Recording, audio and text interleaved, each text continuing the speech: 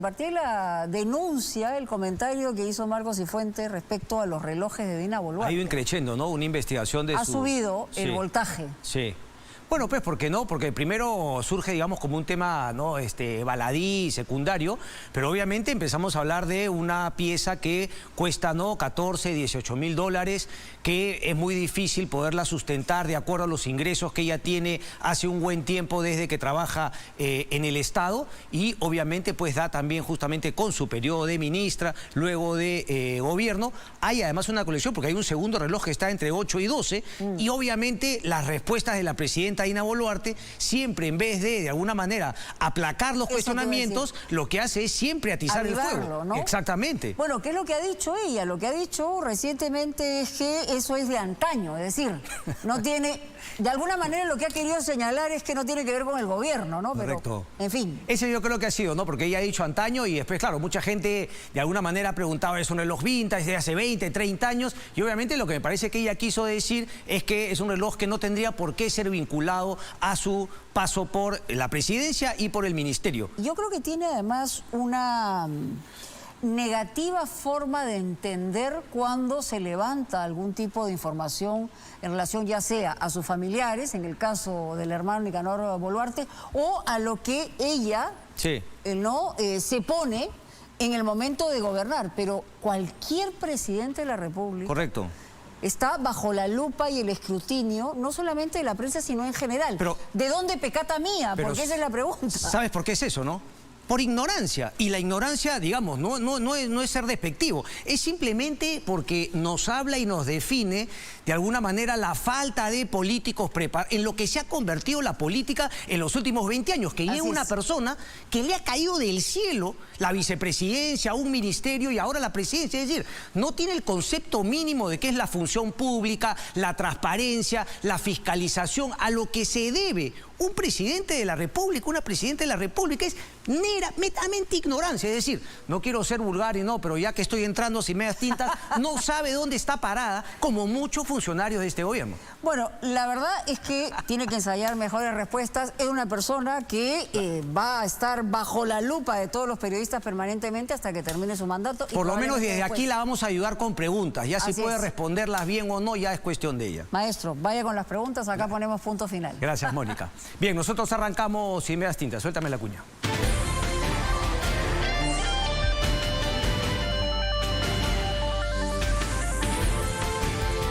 Más allá de lo que he comentado con Mónica, algunos detalles no precisos. A ver, hay un experto en estos relojes que ha hablado, ¿ok?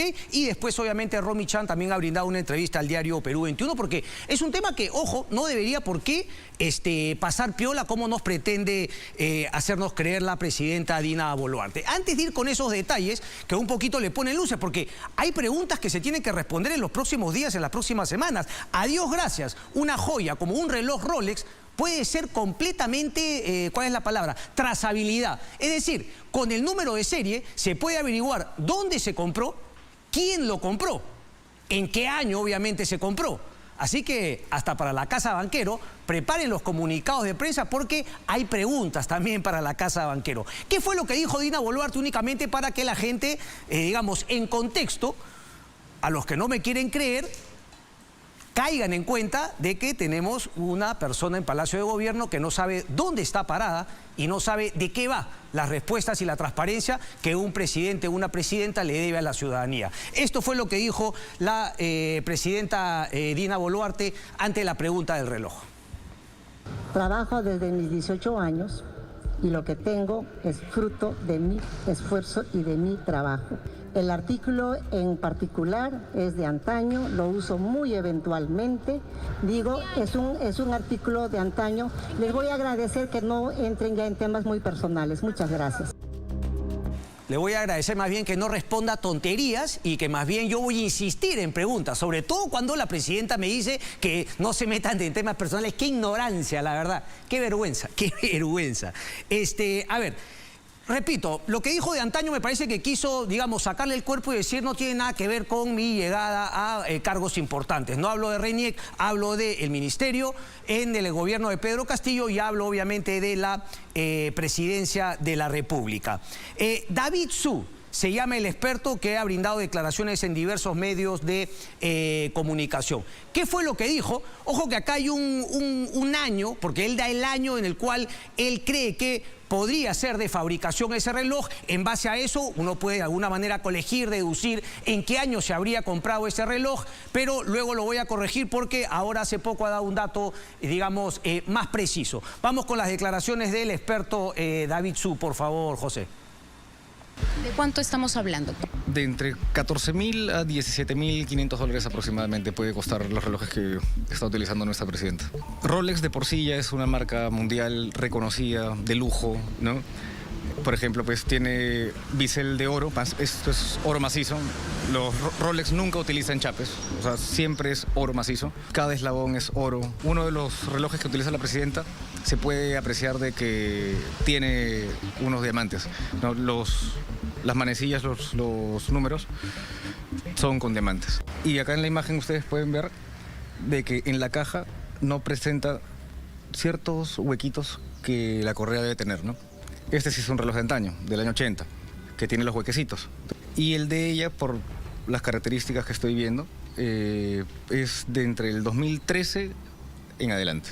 Sí, no es un reloj de antaño, ¿no? El reloj, que aparentemente es de oro rosa Rolex, no sería el único artículo exclusivo que ostentaría la presidenta. El reloj que luce aquí la presidenta en este evento, ¿cuáles son sus características y entre cuánto está valorizado quizás ese reloj? Este reloj también viene a ser aparentemente un de ellos, con correa jubileo. Tiene bisel de oro blanco, puede también estar entre unos 8.000 a 12.000 dólares. Son dos relojes, ¿no? Uno de 8 a 12 y obviamente el Rolex en mención que costaría entre 14 y 17.000 dólares. Dijo que, ojo, de acuerdo a la cadena, no podía ser definitivamente del 2013 para adelante. En una entrevista hace instantes, en otro programa, digamos, ha sido más preciso y ha dicho que tendría que ser del 2020 para adelante. Ahora, aquí vienen justamente los detalles, porque con el número de serie de ese reloj, que además ella ha reconocido que es original, lo primero se le podría preguntar a la casa banquero si es que ese reloj se ha vendido en una de sus tiendas aquí en el Perú. Entiendo que anteriormente había otra joyería que tenía la representación de Rolex. Sería cuestión de preguntarle a ambas, dependiendo si es que la casa banquero no la tenía antes del 2020. ¿Ok? O desde el 2021 o 2022. Habría que preguntarle a ambas. Si es que la investigación lo tendrá que pedir. No digo que se la den a un periodista, porque puede ser información, digamos, reservada. Tendría toda la lógica que sea una información reservada. Si no, imagínense que cualquier ciudadano vaya a preguntar quién ha comprado un reloj Rolex. Sería una invitación para los asaltos. Pero esta es una tarea que tiene que hacer el Ministerio Público. ¿Ok? Eso sería uno. Decir finalmente quién lo compró. Si no es Dina Boluarte, averiguaríamos al menos quién fue el que lo compró. Y así podríamos deducir si es que fue un regalo o no. Y si fue un regalo sin nada a cambio, o si más bien fue un regalo con algo a cambio, o algo que tendrá que venir en el futuro a cambio de ese relojito. También se le puede preguntar si es que finalmente no fue la casa banquero, no se compró aquí en Lima, si es que alguna otra persona, la propia Dina Boluarte, lo compró en el extranjero. Haciéndole la pregunta a Rolex, Rolex tiene un certificado. Es más, un reloj de esas características tiene una especie de tarjeta de propiedad. Así que esa respuesta, ¿no? Decir que por favor no se metan en temas tan personales, no es un tema personal. Pero es que es la ignorancia. Hace poco justamente estoy leyendo un libro sobre la época de Felipe González. Y resulta que su secretario, vicepresidente Alfonso Guerra, sacó una ley, para que vean ustedes lo importante que es este tema, que cuando un presidente, un funcionario, ¿no?, la España posfranquista, recibía un regalo de cualquier tipo, ya sea de un país, de una empresa, etcétera, claro, durante el mandato lo podía usar. Una vez que culminaba su cargo en la función pública, pasaba al Tesoro del Estado español. No se lo podía quedar. Me parece que eso no aplicó al rey de España, Juan Carlos, pero bueno, ese ya es otro tema. Pero para que vean la importancia justamente de poder declarar este tipo de cosas que son joyas costosas y que se enmarcan dentro de la transparencia que un funcionario público debe tener. Una vez que respondamos esas preguntas, pasaremos al otro tema. Repito, debe ser un trabajo de la Fiscalía, obviamente con la presión de la prensa, porque no es un tema menor. Lo que dice Romy Chan es muy cierto. Porque dice, hablamos de un desbalance patrimonial. Y además un desbalance patrimonial que obviamente surge ahora por, digamos, ¿no? Vamos a decir, la guachafería, la vanidad de la presidenta Dina Boluarte de mostrarlo, pero que claramente no fue incluido en sus declaraciones juradas. Por ejemplo, tengo una nota interesante, César Combina hoy en su columna en el diario Correo. Dice, Boluarte señaló en Cuarto Poder que durante la campaña electoral 2021 no tenía ni para los pasajes. Pero si fue de antaño sí tenía un Rolex de 14, 17 mil dólares. Luego dice, hablamos que Dina Boluarte firmó al menos 8 declaraciones juradas, que dicho sea de paso han sido analizadas por un programa dominical más temprano, entre 2018 y 2024, y en todas jamás declaró la existencia de los Rolex. Romy Chan nos explica hoy en Perú 21. Dice, no lo consignó en declaraciones juradas cuando postuló a cargos de elección popular. ¿Debió declarar el reloj? Claro que se debe declarar. ¿De qué monto se debe declarar? Si mal no recuerdo, se exige declarar a partir de 2 UITs. Este reloj excede claramente esas 2 UITs. Es decir, ya tenía la advertencia, dice Romy, y debió ser muy cuidadosa. ¿Cuál es el escenario? Se quiere argumentar que fue un descuido. Tiene que evidenciar que lo poseía con anterioridad. Felizmente ahora tenemos muchos medios.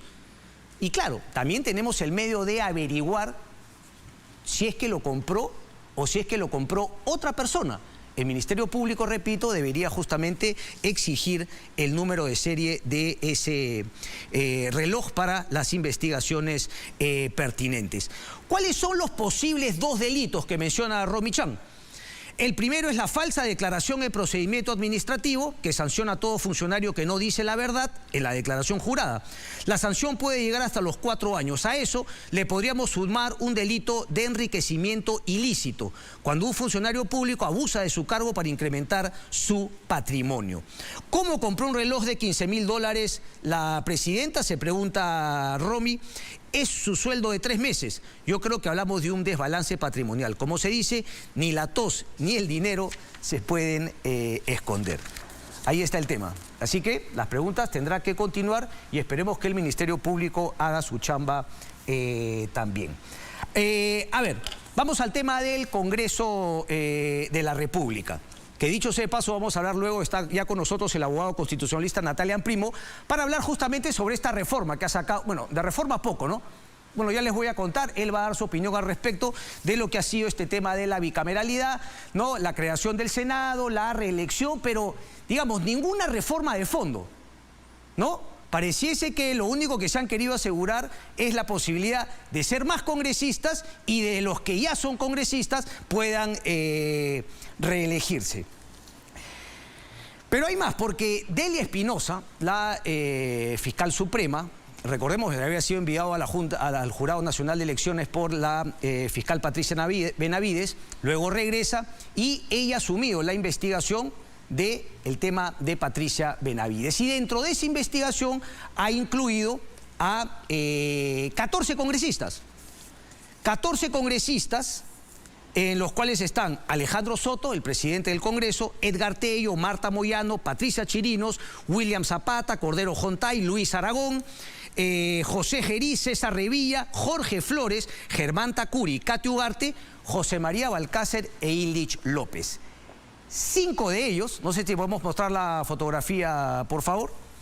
5 de ellos, pues, le han presentado también una denuncia constitucional y además piden su inhabilitación por 10 años. Esa inhabilitación que han logrado para Aldo Vázquez y para Inés Tello, pero que sin embargo no pudieron lograr en un otorongo no come otorongo, en un espíritu de cuerpo, con la congresista Cordero Jontay por mochar los sueldos. Esas son las contradicciones, ¿no? A mí Carlín, que no me gusta para nada hoy, me parece que da en el clavo en su caricatura en el diario La República. Y lo ha dicho también Víctor Andrés García Belaúnde en una entrevista que le hacen para el diario Expreso. A mí eso de la autoridad moral, ¿no? ¿Quién tiene autoridad moral, quién no? Pero lo que queda claro, lo dice Vitocho el día de hoy, es que el Congreso de la República es parte del problema, es parte de la corrupción. Entonces tenemos un Congreso con mochasueldos que sancionan e inhabilitan 10 años a miembros de la Junta Nacional de Justicia. Uno podrá decir que está bien inhabilitados, pero siempre surge la duda de que entre esos 130 congresistas hay personas que también deberían ser inhabilitadas por 10 años. Y es más, para mí desde todo punto de vista, y obviamente tiene que seguir el debido proceso y un juez de 130 que deberían estar presos. Por los casos que ya conocemos. Lo de los muchasueltos es un delito, pero bueno. ¿Qué han hecho 5 congresistas entre los 14 que se han incluido en esta denuncia de la fiscal Delia Espinosa? Bueno, Patricia Chirinos, Edgar Tello, Luis Aragón, Luis Cordero Jontay e Illich López, a su vez, decía, han denunciado a Delia Espinosa porque dicen que solamente pueden ser investigados los aforados como los congresistas por el fiscal de la Nación. En este caso sería el señor Villena. Bueno, a ver, hasta eso, conociendo nuestro Congreso y conociendo la crisis en la cual se debate todas nuestras instituciones, la mayoría de ellos, bueno, podría ser la típica de un Congreso revanchista, vengativo, dice yo te denuncio. Pero lo peor creo que viene luego con un tuit de Edgar Tello, también mochasueldo, ¿ok?, y que es uno de los que ha presentado justamente la denuncia. Entonces, a manera de advertencia, dice, ahí está, ahí lo tenemos. Edgar Tello, comunicado, dice, existen comentarios de allanamiento a los domicilios y despachos de los congresistas en las próximas semanas, motivado aparentemente por la fiscal Delia Espinosa. O sea, ahí, no, confesión de parte. Queda claro que es justamente por eso que ellos presentan la denuncia contra Delia Espinosa. Pero vuelve, por favor, porque más que Edgar Tello, inmediatamente se trepa al carro el presidente del Congreso, Alejandro Soto Reyes, quien, dicho sea de paso, también está entre los 14 investigados, ¿ok? Además de que también está incluido entre los mochasueldos. Y dice Alejandro Soto, lo que señala el congresista Edgar Tello sería un hecho muy grave. Como presidente del Congreso garantizaré la seguridad de las instalaciones del Parlamento. No permitiré una intromisión de esta naturaleza en el primer poder del Estado.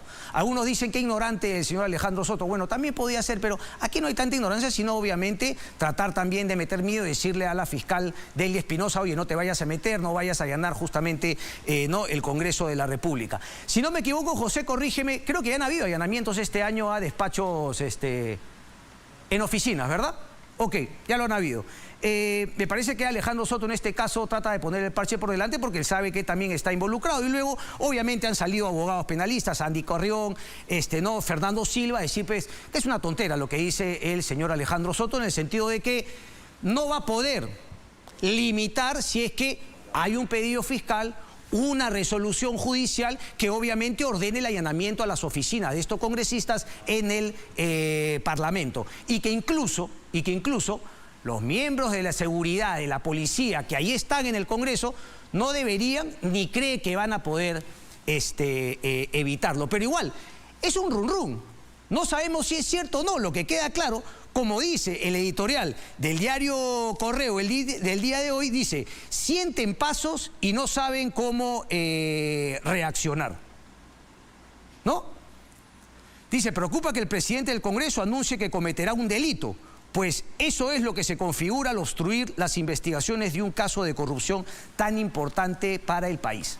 Pero bueno, como yo siempre digo, no hay que preocuparse porque lo que dice Soto, sino más bien hay que ocuparse de seguir transparentando, ¿no?, la información, seguir cuestionando lo que hace la prensa, ¿no? Incomodar al poder, sobre todo a este poder, ¿no?, nefasto que tiene como una de las aristas, ¿no?, de toda esta crisis, claramente al Congreso de la República. Eso es entonces desde el Congreso de la República. ¿Perdón? Sí, pero quiero hacerle en el wall primero, por favor, si me pones el cuadro. Ya quiero... Ah, ok, perfecto. Quiero volver ahora al Congreso de la República, pero lo que fue la aprobación la semana pasada de este tema de la bicameralidad, la creación de el Senado. 60 senadores, ¿verdad, José? 60 senadores, además de los 130 ¿no?, diputados, hoy congresistas, si se le quiere llamar de esa manera. Va con los requisitos del Senado. Tener 45 años... Ya nos va a explicar Natalia Amprimo su punto, que lo he leído en diversas entrevistas. Haber sido congresista o diputado. Es decir, los congresistas de hoy, menores de 45 años, se aseguran la posibilidad al menos de postular. Eso es lo que queda claro. Dice, candidatos a la presidencia o vicepresidencia también podrán postular al Senado. Este es, creo yo, y nos lo va a explicar nuestro invitado, el tema fundamental, porque lo que ha dicho una y otra vez, ¿no?, los congresistas para tratar de justificar esta disque reforma de ir a la bicameralidad y tener 60 senadores, es el tema de la reflexión. ¿Y uno qué entendería por reflexión? Pues uno entendería más debate, ¿ok? Más debate público, más transparencia. Pero no es nada parecido a lo que se va a dar. Y se los explico por qué. La función legislativa del Senado será aprobar, modificar o rechazar las propuestas legislativas de la Cámara de Diputados.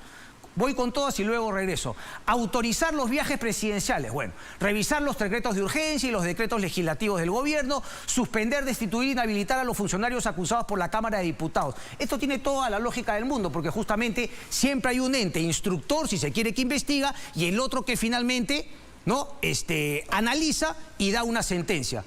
Volviendo al tema de la Junta Nacional de Justicia, eso es lo que se intentó en la Constitución del 93 con esta idea de la comisión permanente. Entonces, la comisión permanente sería como este ente instructor y luego ya en el Pleno se toma una decisión. Esto tiene toda la lógica del mundo. Es más, antaño era así, cuando teníamos 2 cámaras, antes del 93. Puede ser cerrado el Senado, el presidente de la República solo está facultado para disolver la Cámara de Diputados, el Senado no podría ser cerrado. Aprobar, modificar o rechazar las propuestas legislativas de la Cámara de Diputados. Pero como dice, mejor no lo digo yo, sino los explica nuestro invitado, el doctor Natalian Primo. Natalia, doctor, muy buenas noches. Placer. Gracias por estar aquí. Adelante, por favor. Faltaba más, a la orden.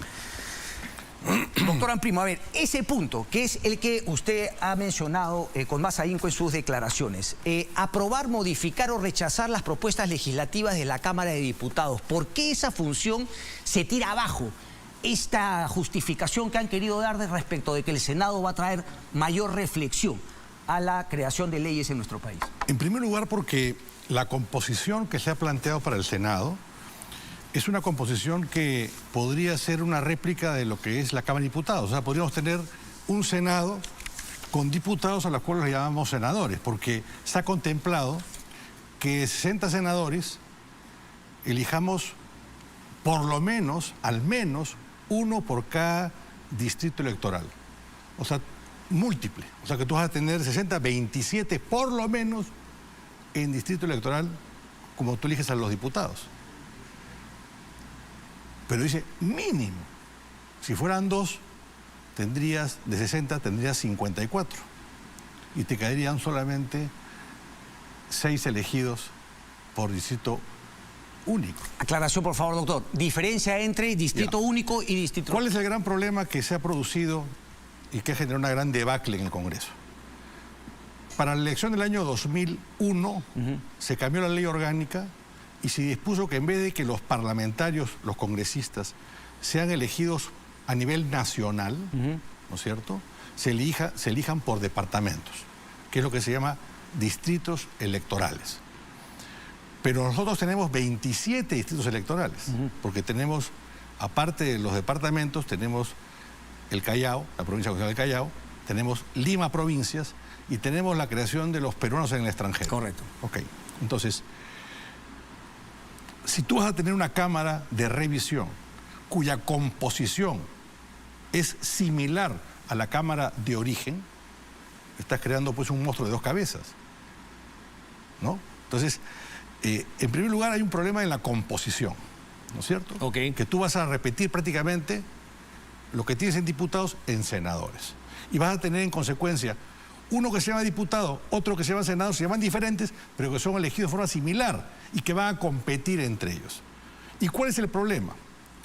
Que esto aprobado establece que efectivamente la Cámara de Diputados es el que tiene la iniciativa. O sea, los proyectos nacen en diputados, muy bien, pero pasan al Senado. El Senado los puede archivar, los puede modificar íntegramente y lo que aprueba el Senado va al presidente de la República para su promulgación. Es decir que, para ponerlo en sencillo, diputados plantea que se cree un elefante. El Senado lo convierte en una hormiga. Lo que va a la presidencia es la hormiga. Entonces, ¿cuál es la reflexión que ha habido aquí? Hemos convertido prácticamente en Cámara Única al Senado. Anteriormente, ¿cómo era? Y justamente, ¿qué es lo que se plantea cuando hay una bicameralidad? Hay mecanismos de coordinación, hay mecanismos de, diríamos, de insistencia de una Cámara con la otra. Es decir, un debate entre senadores y diputados. Por supuesto. Que en este caso no hay. No hay, y hay una omisión grosera. Fíjate, la ley de presupuesto. ¿Cómo se va a aprobar la ley de presupuesto? Por ejemplo, en la Constitución del 79 se contemplaba que cuando venía la ley de presupuesto, que presenta el Ejecutivo, se creaba una comisión mixta de diputados y de senadores. Esa comisión presentaba su dictamen y en una sesión conjunta de senadores y diputados se debatía y se votaba la ley de presupuesto. ¿Qué va a ocurrir hoy día? Que tú tienes, según el trámite de cómo se aprueban las leyes, porque no han creado la excepción, tú tienes que va a diputados, en diputados negociarán los diputados con el gobierno, después pasará esto al Senado, el Senado tendrá una discusión diferente, ¿cómo se llama?, con los representantes del gobierno, y esto irá pues a su promulgación. O sea, mira, esto es un monstruo, pero el monstruo es horrible, pero peor va a ser cuando camine. Cuando camine va a ser peor. O sea, va a destruir todo a su paso. Porque yo te voy a decir lo siguiente, fíjate, ¿qué va a ocurrir cuando el presidente de la República observe una ley? Cuando observe una ley, retorna a la Cámara de Diputados. Y la Cámara de Diputados podrá decir, esto no tiene nada que ver con lo que yo mandé. Exactamente. Entonces, quien sostiene, porque yo he escuchado a varios congresistas que han dicho, no, aquí se fortalece el Congreso, es un absoluto ignorante. Bueno, del Congreso, digamos, no sorprende, pero hay otras voces que de alguna manera quieren rescatar algunos puntos como la reelección, pero pecan de entusiastas. Bueno, no han leído en detalle pues el proyecto, ¿no? Y en todo caso, si el tema era la reelección, con la cual yo podría estar de acuerdo, o sea, si ese punto lo hubieran colocado, pero no una reelección con trampa. Porque si se dice, no, que queremos un Senado de 45 años, con gente ya, diríamos, con experiencia, no me pueden poner la excepción de que los actuales congresistas, que tienen 28, 29, pueden ingresar. Porque yo pregunto, ¿qué experiencia, qué diferencia, qué medalla pueden tener los actores parlamentarios respecto a, por ejemplo, un profesor universitario que puede tener 14, 15 años enseñando y que tiene 44 años? Pero perdón que le haga una... No, me queda claro ese punto. Usted también lo planteó justamente. Es como si usted para darle un brevete profesional exija que tenga usted multas. Ah, si tiene 15 multas, usted no va a pase, usted no. Porque la verdad, ser parlamentario en este Congreso es un demérito, no es un mérito. Actualmente. ¿No es cierto? Esa es la verdad. A ver, los hoy congresistas pueden postular a ser senadores. Sí. Pero ¿pueden postular a ser diputados en el 2026? Pueden. O sea que ellos se han dado, digamos, o sea, doble mérito, doble regalo. Sí. Poder ser reelegidos como diputados o poder ir a senadores. Sí, así es. Teniendo que evitar el tema de los 45 años. Pero eso, pero eso es un descaro absoluto. Y en cualquier caso han evitado los 45 años.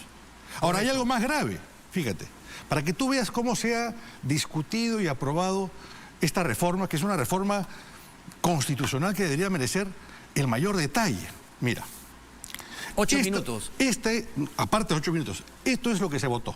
En 2 veces, este texto, sin un cambio ni de una coma, porque tú sabes que se puede cambiar después del debate, el presidente de la comisión puede hacer algún tipo en primera votación. Entonces, aquí se modificó el artículo 139, inciso 3. Ahí tienes tú el dato, ¿no es cierto? El 3. Ok. En una torpeza, porque el texto que está ahí colocado es del inciso 2, o sea que absurdamente se tiraron el inciso 3 y repitieron 2 veces el 2, pero en la autógrafa, sin que haya habido votación, pronunciamiento del Pleno, habiendo sido votado en 2 votaciones, se han dado cuenta del error y le han puesto el 2. O sea que ahí lo han corregido. Bueno, no, pero es que eso no es así tan fácil. O sea, ¿hay alguna, digamos, alguna opción de algún tipo de nulidad respecto de estos errores? Denuncia penal. De denuncia penal. Y ya hay casos anteriores. Yo recuerdo que se formuló una denuncia cuando se alteró la ley del Poder Ejecutivo. O sea, esto no es un tema de técnica legislativa. Porque a veces, efectivamente, hay una coma que está de más, se puede corregir. Aquí ha habido 2 votaciones. 2 votaciones. Y ese tema no ha merecido, simplemente de un plumazo han corregido el gravísimo error que cometieron. Correcto. Que revela la poca prolijidad no solamente de quienes han hecho el dictamen, sino de asesores, todos los congresistas que han votado. O sea, nadie se ha reparado decir, oye, ¿qué estamos modificando? Vamos a ver qué artículo, ¿coinciden los artículos o no? Otro tema, fíjate, gravísimo. Por ejemplo, han establecido que la Cámara de Diputados puede convocar a sesión de Cámara de Diputados a los gobernadores regionales. Okay. Yo te pregunto, ¿para qué? ¿Acaso la Cámara los puede suspender? ¿Los puede inhabilitar? ¿Qué puede hacer? Nada. Es para tener circo. Vamos a tener simplemente convocando al gobernador de Arequipa, de Piura... O sea, más politiquería, más circo de mala calidad. Circo. Déjeme hacerle una pregunta, doctor. Sin que puedan hacer nada sobre eso. Sin que puedan hacer nada, porque no lo pueden ni suspender ni los pueden inhabilitar. O solamente circo para hablar. Un artículo muy interesante hoy en el diario La República, Alejandro Boyko, de 50+1, ¿no? También en la línea el Senado todopoderoso que nos acecha. Y obviamente cuando la pregunta respecto a este tema de la reflexión, ¿no? Y por qué no estaría como era antaño, como era ¿no? En otros congresos, en otros, digamos, congresos bicamerales, que si es que el Senado quiere hacer observaciones, luego regrese, claro, y se genere este debate público, transparente, etc. O hay una comisión de coordinación. Y la respuesta cita, parafraseando a los congresistas Patricia Juárez y Gladys Echaíz, no vaya a ser que vaya a demorar en exceso el proceso legislativo. Cuando usted lee esto, le queda claro que, digamos, la reflexión no es el espíritu de esta ley. No, además, le voy a decir lo siguiente. El hecho que haya una segunda cámara, y menos con la composición que tiene la de aquí, es que haya reflexión. Porque usted la reflexión no la hace bien porque tenga dos cámaras, sino las constituciones serían pues con 5 o 6 cámaras. Correcto. Y da la casualidad que en toda la historia del mundo... ¿Por qué entonces surge la reflexión? No, muchas veces el Senado surge como un mecanismo de contrapeso a diputados, sobre todo en países, por ejemplo, federales. Okay. ¿no? Entonces, en Estados Unidos, usted tiene un sistema de elección para la Cámara de Representantes y otro en el Senado para compensar. Tal cual. Pero el Perú no es un país federal, es un país unitario. Nosotros tenemos un régimen unicameral, porque la Carta del 93, diríamos, ponía énfasis en otra cosa que ha fracasado, que era la descentralización. Okay. Entonces le daba a los consejos municipales y a los consejos regionales la función de dar normas con rango de ley, igual rango que las leyes del Congreso, para que los temas locales vayan ahí. Pero claro, cuando cae el gobierno Fujimori, en ese ánimo de cambiarlo todo y de criticarlo todo, se pasa a que el Congreso unicameral pase a ser elegido en distrito múltiple. Entonces tiene usted que hoy día prácticamente los temas que se deberían ver en los consejos regionales los ve usted en el Congreso. ¿Quiere decir entonces que desde su punto de vista, doctor Amprimo, de ninguna manera el Perú está preparado o podría sacar provecho de una bicameralidad? ¿O es la manera como se ha planteado esta bicameralidad? Mira, yo creo que mucha gente que aplaude esta reforma es o gente que quiere que haya más sitio para ingresar al Congreso. Okay. O gente que vive del diezmo parlamentario, porque hay conocido que hay partidos que viven del diezmo. Viven de eso, claro que sí. O hay sectores que quieren que no salga ninguna ley de Congreso, que quieren paralizar toda actuación del Parlamento. Porque lo cierto es que con esta composición tan disímil, tan distinta, con la posibilidad que el Ejecutivo observe y de que sea más difícil aprobar por insistencia una ley, simplemente usted paraliza el Congreso. ¿Qué sentido tiene, por ejemplo, que acá se establezca que el defensor del pueblo puede ser convocado al Congreso, a la Cámara de Diputados, a que rinde informe y que sea, digamos, presente informe sobre algún tema? ¿Nuevamente circo? Circo, porque el artículo respectivo dice que quien lo puede cesar es el Senado. O sea, que va a ir a informar ante una Cámara que no es la que... Que no tiene ninguna decisión respecto de lo que vaya a informar, bien o mal. Absolutamente ninguna. Ok, pero entonces es circo. Ahora, usted me lo ha adelantado, pero en la entrevista que dio el día de ayer ha sido bastante claro. Si no es la reflexión, si no es mejorar el sistema político, ¿cuál es el espíritu de esta aprobación, de esta bicameralidad? Repítamelo, por favor, lo que me ha comentado. Es decir, yo creo es solamente hacerle sitio a más gente para poder ganar más plata para los diezmos. Mire usted, Cristian, los partidos políticos no nos han podido dar a los peruanos hoy día ni siquiera 40 parlamentarios dignos de ser aplaudidos.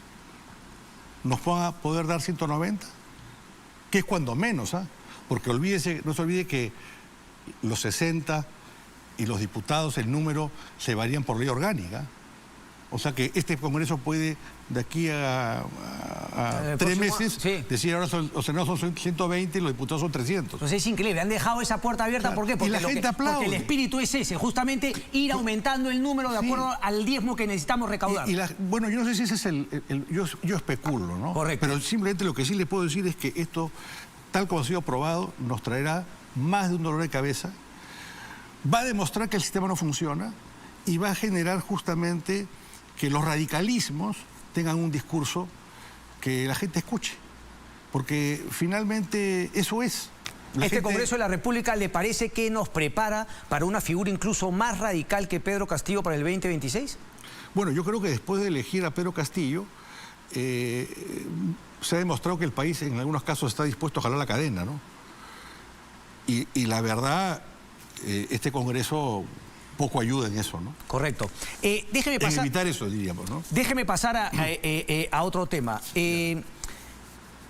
Habló de la Junta Nacional de Justicia también en esta entrevista. Dijo que estaba, a favor de la suspensión, de la destitución, pero que incluso le hubiese gustado que sean los 7. Ahora, déjeme retomar un poco lo que mencioné de Víctor Andrés García Belaúnde hoy en entrevista en Diario Expreso. Entonces, ¿cómo de alguna manera hacer coincidir este Congreso, el cual usted me ha dicho que ni siquiera le da 40, ¿no? que puedan ser aprobados, ¿no? mínimamente calificados, con este tema de ver que 130 congresistas, el nivel que tenemos, con el espíritu que parece ser reformas como la bicameralidad, terminan destituyendo a 2 miembros de la Junta Nacional de Justicia? Bueno, pero es que en ese caso han acertado, pues. ¿No? Correcto. Claro, como dice el dicho, una golondrina no es el verano. Pero en este caso han acertado, porque es evidente que la Junta ha tenido una conducta absolutamente de no respeto a la Constitución y además que todos han asumido una defensa de colegiada y de grupo, sin ninguna diferencia. ¿Cómo la hace el Congreso respecto de sus mochasueldos? Como penosamente le hace el Congreso respecto a sus mochasueldos, ¿no? Ok. Sí. Ahora, también ha hablado de... Y quiero entrar acá al voto de Luna. Usted como constitucionalista me va a poder ayudar, porque... Y yo coincido con usted, claro, la votación de Luna me parece lógica porque si no votó en la comisión permanente, puede hacerlo en el Pleno.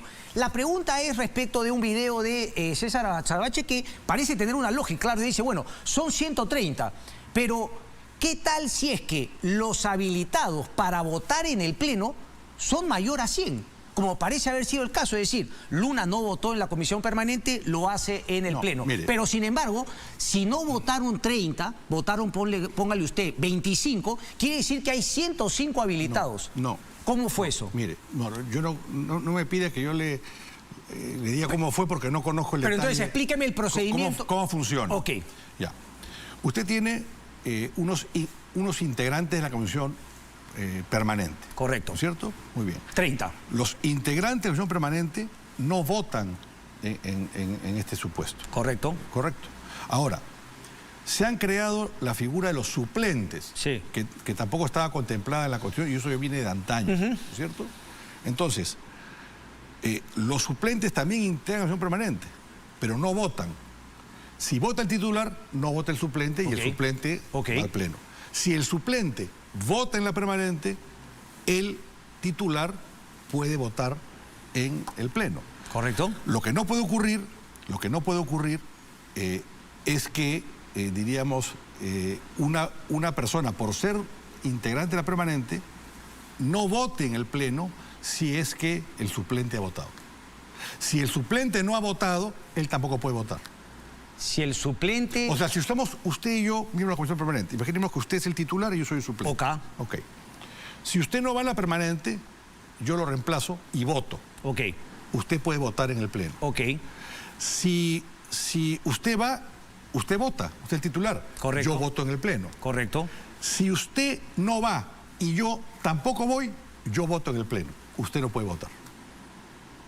Ok, pero ¿Entiendes? digamos, siempre el número de habilitados para votar en el Pleno será 100, porque en la votación de Vázquez o de Inés Tello hubo más de 100. Y sin embargo, Lo que dijo el presidente del Congreso fue que se necesitan 2 tercios, 67 Es votos. 2 tercios eliminando a la comisión permanente. Por eso, 100. Pero claro, sí. se dio la situación de que hubo más de 100. Igualito el número... No tengo el detalle, ¿no?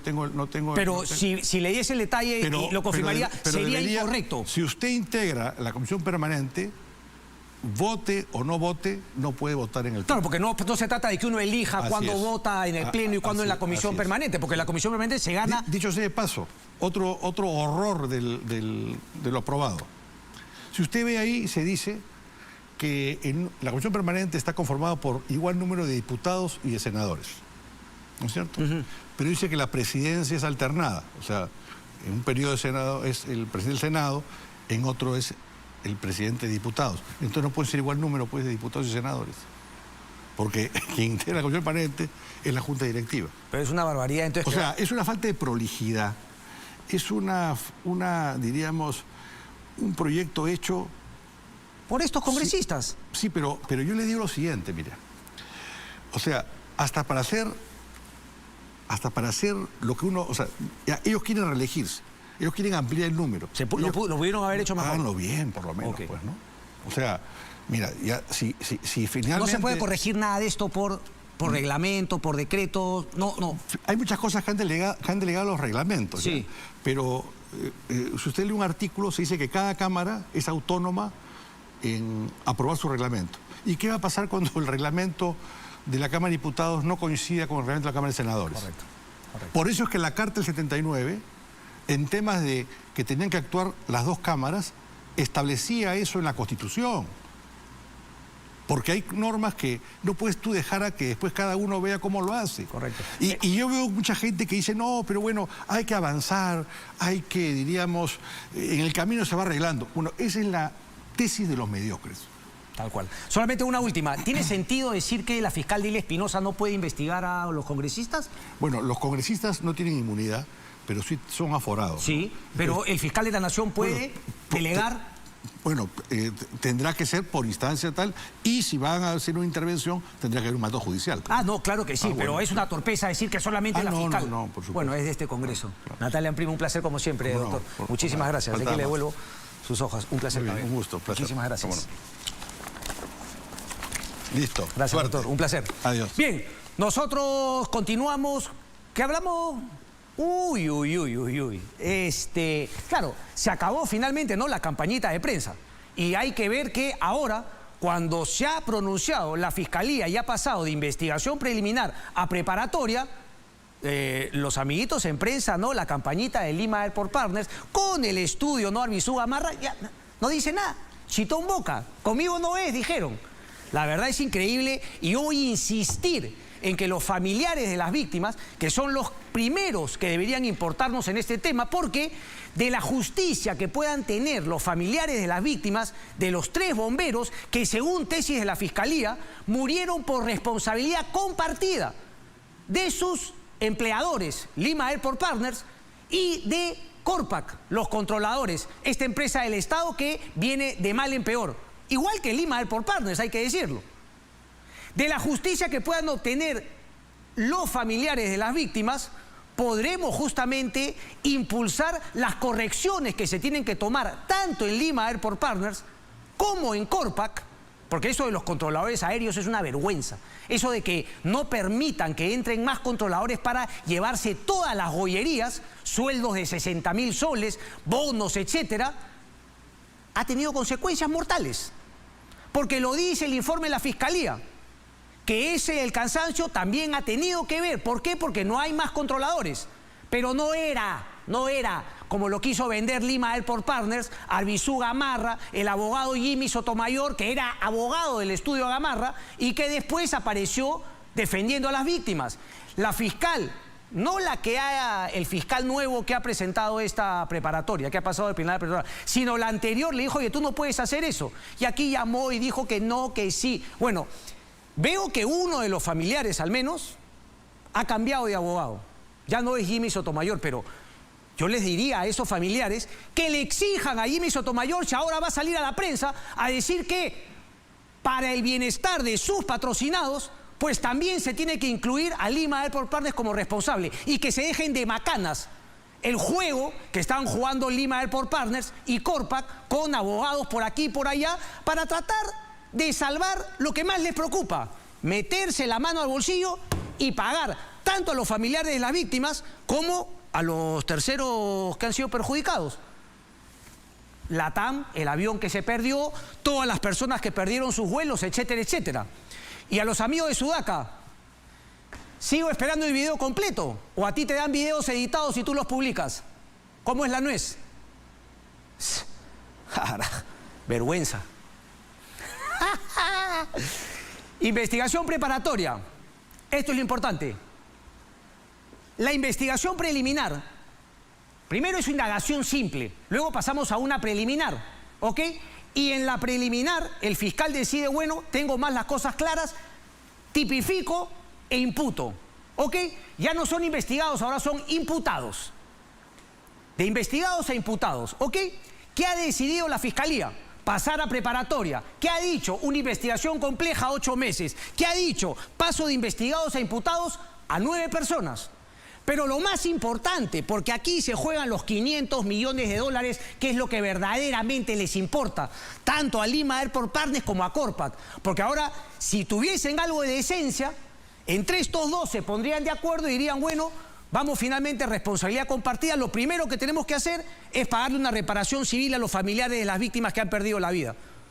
Segundo, arreglar el tema de los reaseguros. Pero lo más importante, corregir los procedimientos, sí, los procedimientos que tanto Lima Airport Partners como Corpac se saltearon y que costaron la vida de 3 personas y pudo haber sido muchas más. Esas campañitas a mí. La Fiscalía ha decidido incluir como terceros civilmente responsables. Ojo, esto no es una sentencia, esto es la tesis que tiene ahora la Fiscalía respecto de este caso. ¿Quiénes son los imputados por homicidio culposo agravado? Homicidio culposo agravado. Por eso yo digo, señores familiares, exíjanle al señor Sotomayor, que hasta hace nada era abogado del estudio Arbizu Gamarra, que comience a hablar de Lima Airport Partners y que deje de trabajar para el estudio, que deje de ser abogado de Lima Airport Partners y empiece a defender los derechos de sus patrocinados. Muéstrame por favor el siguiente cuadro para ir con los 9 imputados. Primero vamos con Corpac, torre de control, y sí, la Fiscalía incluye también lo que ha documentado muy bien el amigo, ¿cómo se llama el amigo? Benza, Paolo Benza, en su cuenta de Twitter, de TikTok, etcétera.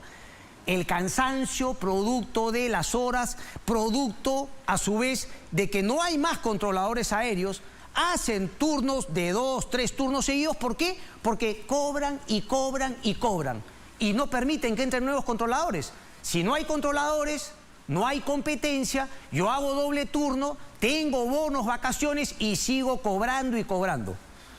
Reinaldo Bravo Tejada, controlador de superficie. Marcelo Rodríguez Gerí, supervisor.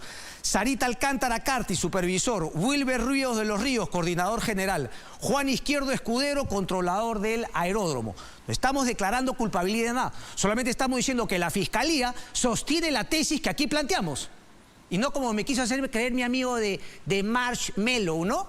Marshmallow. Trabajando todos en pared para simplemente tratar de defender el bolsillo de uno de sus clientes. Muertos de hambre. Vamos por favor con Lima Airport Partners, por favor, y los responsables. Abraham Vega Mesías, supervisor general. Juan Salas Rivera, gerente general de seguridad operacional. Estos dos son bomberos.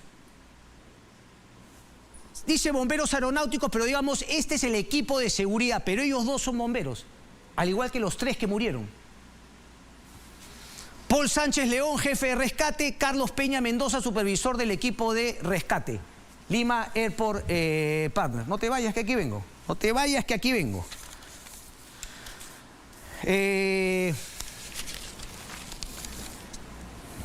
Tengo más. Dice,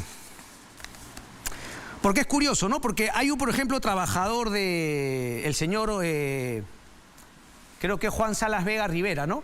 Que curiosamente, justamente desde el accidente a la fecha, cambió lo sacaron de Lima... Perdón, él era un empleado de Fraport. Fraport es la empresa alemana que maneja el aeropuerto de Frankfurt y no sé cuántos aeropuertos más, el que no quería meterse la mano al bolsillo e invertir en el complejo, que ahora sí están terminando.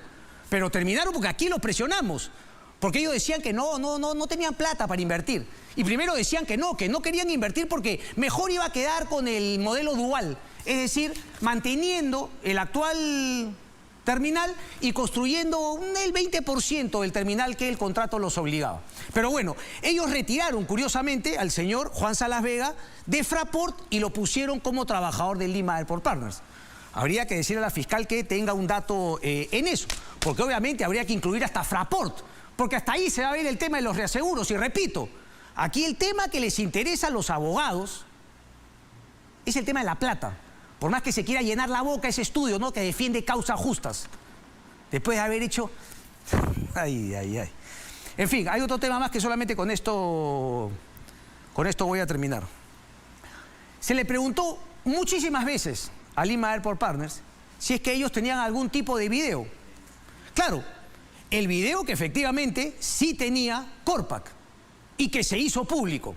Es más, después de que Sudaca sacó con bombos y platillos un video que a confesión de parte le dieron editados y ellos no tuvieron reparo en preguntar, oye, ¿me puedes dar la fuente para ver si es que lo que me estás dando editado y me pides que publique está sacado de contexto? No te preocupes, yo lo saco nomás lo que tú me des. Yo no tengo el grande, ¿cómo es que le dicen? El máster. Bueno, aquí nos dieron el máster y lo que hicimos la misma noche fue publicarlo. Nos jalaron la oreja todavía, José, ¿no? No, ¿cómo lo has puesto público para todos? Aquí lo hemos debido sacar provecho, editar, no, viejo. Lo hacemos para todos, ¿no? ¿Ok? Lo publicamos, ¿ok? Pero bueno, enhorabuena que había un audio y un video. Es cierto que Corpac debió haber sido mucho más cauteloso y entregar inmediatamente el audio y el video y el traslape. Lo que hizo Corpac fue entregar el audio por aquí, el video por allá y nunca hicieron el traslape. Bueno, se demoraron, pero lo hicieron y eso llegó a la Fiscalía y a raíz de eso es que se ha empezado a avanzar en este caso.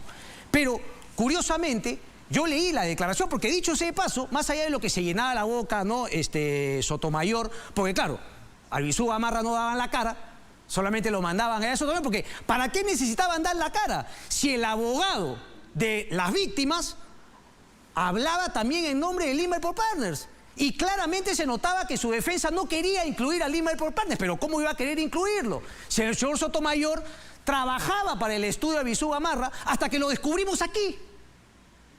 Y cuando lo descubrimos aquí dijo que no, que había dejado de trabajar hace unas semanitas. Cuando todavía toda su papelería, documentación en Facebook mostraba que el señor se seguía vendiendo como abogado del estudio Arbizu Gamarra. Bueno, en esas declaraciones que yo leí, porque además el estudio Arbizu Gamarra recomendó a los trabajadores de Lima Airport Partners que no vayan a brindar sus declaraciones. Una y otra vez dijeron que no, que tenían un trauma, etcétera, etcétera. ¿Cómo no iban a tener un trauma? Si lo que demuestra la Fiscalía es que tanto Corpac como Lima Airport Partners se saltearon absolutamente todos los procedimientos del manual internacional respecto de cómo planear un ensayo como el que se llevó a cabo ese día. Y es más, se lo saltearon muchas veces más anteriormente los ensayos que habían hecho. No se llama ensayo, la palabra es tiempo de rescate. Creo que es ensayo de tiempo de rescate. Tiempo de respuesta, ¿no? O algo así. Bueno, se saltearon todos los procedimientos internacionales. Es más, la forma como se comunicó la torre de control con los miembros de Lima Airport Partners es vergonzoso. En ningún aeropuerto del mundo, cuando van a hacer un ensayo de esa manera, hablan pues como si estuviesen en su casa. Se saltearon todos los procedimientos, absolutamente todos. Eso es lo que declara el documento público.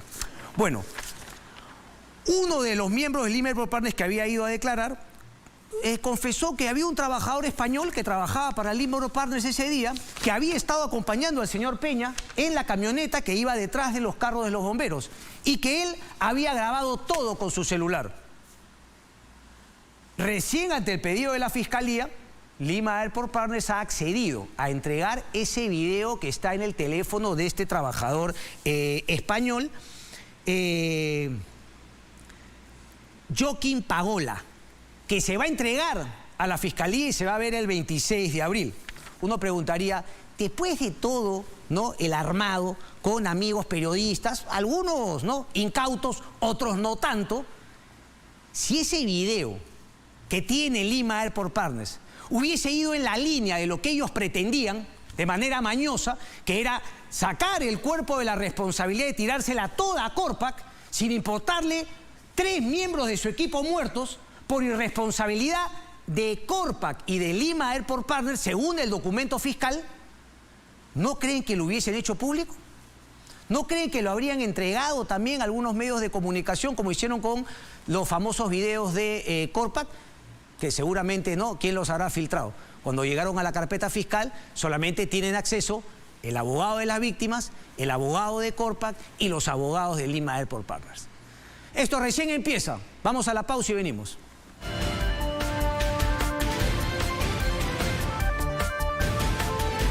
Ánimo jocandi, ¿no? Vamos a hacer finalmente, ¿no?, un remate en el programa, porque la Corte Superior de Justicia de Lima, primera sala constitucional, finalmente una medida cautelar que ha sido otorgada a Rafael Vela para que se reincorpore a su puesto en el equipo Lavajato en la Fiscalía de Lavado de Activos. Ojo que cuando yo comenté respecto de la sanción, a mí me parece que el fondo, ¿no?, el tema principal, que era lo que dijo de la jueza Sonia Torres, ¿ok?, me parecía que era claramente factible de ser sancionada. Los 8 meses parecía exagerado, y después cuando conocimos lo de Villanueva, Patricia Benavides, el señor Gerí, etcétera, obviamente surgía la pregunta. Se pusieron, digamos, 4 meses por tal cosa, 4 meses más, se fueron sumando una serie de faltas que obviamente este colegiado ha observado. Pero lo que este colegiado ha dicho respecto de lo que dijo Rafael Vela de la jueza es increíble, porque le ha dicho que prácticamente haberle dicho a la jueza que estaba de alguna manera coludida con Fuerza Popular, con Keiko Fujimori, es parte de la crítica que se le puede hacer a una jueza, porque obviamente la jueza tiene un cargo, ¿no?, que es funcionaria pública, tiene menor grado de protección que cualquier ciudadano. Uno entendería que si piensa así el colegiado, pues lo mismo respecto de las críticas que le hacemos a Rafael Vela. Cada vez que Rafael Vela proceda, yo podré decir pues que me parece un proceso atípico en el cual Rafael Vela efectivamente no defiende los intereses de Odebrecht, etcétera, etcétera. Más aún, yo podré también declarar, ¿no?, como lo sustenta en su medida cautelar los jueces Ordóñez Alcántara, Tapia González y Cueva Chauca. No, dame un segundo, por favor. Yo también podré declarar que los jueces Ordóñez, Tapia González y Cueva Chauca actuaron de la misma manera. Los miembros del colegiado superior, y yo sumo, Ordóñez Alcántara, Tapia González, Cueva Chauca, habían incurrido en un trámite atípico. El resultado de estos colegiados estaba decidido antes de cualquier audiencia de la medida cautelar de Rafael Vela, incluso proyectado, en el cual se admitió a trámite la medida cautelar. De esta manera, para el señor Rafael Vela Barba, fue un tratamiento privilegiado. Si no, tendríamos la posibilidad de plantear pararí parará. Esto nos genera la percepción de que todo este trámite en realidad ha sido un trámite sobre el cual subyacía ya la decisión previa de liberar a la señora Fujimori. Supongo que los colegiados no se molestarán, porque esto es lo que le han dicho a Rafael Vela, que hizo bien en decirle a la jueza Sonia Torres, y me imagino que no tendrán ningún problema que yo diga lo mismo de ustedes, que fue un chiste esta audiencia de la medida cautelar de Rafael Vela. Parte de mi crítica a los doctores Ordóñez Alcántara, Tapia González y Cueva Chauca. Todo estaba arreglado. Atípico, señores jueces. Una vergüenza por donde se le mire. 10:59 vienen los deportes. No ha habido fútbol este fin de semana, no ha habido fútbol local. Pero ha habido un partidazo en la mañana por la FA Cup. Alan, ¿cómo estás? Hola, ¿cómo te va, Cristian? No vamos a hablar del partido que se juega en la mañana porque Coqui es hincha de Liverpool. Qué partidazo, ¿no? Con suplementario y todo, 4-3. Gran triunfo del Manchester United, pero no vamos a hablar del partido. Pero tenemos los goles a continuación. No, mentira. No, lo mato a Coqui. Pero todo bien, todo bien. Ya, escúchame, lo último, Alan. La convocatoria y finalmente los partidos que se le vienen a la selección. Sí, se viene Nicaragua, se viene República Dominicana, pero en la semana, en el programa de Latina Deportes, en el canal de YouTube que tiene, por supuesto, el programa, ha salido a declarar Fernando Chappell, ex árbitro, dando a conocer que tiene audios y que tiene algunas denuncias con respecto a arbitrajes amañados. Así que eso vamos a hablar en un ratito más, porque tenemos varios datitos más que ofrecer. Qué bueno. Le mando un abrazo a todos, Alan. Adelante entonces. Listo, gracias. Chao, chao, gracias. Listo, señores, así empezamos. Vamos.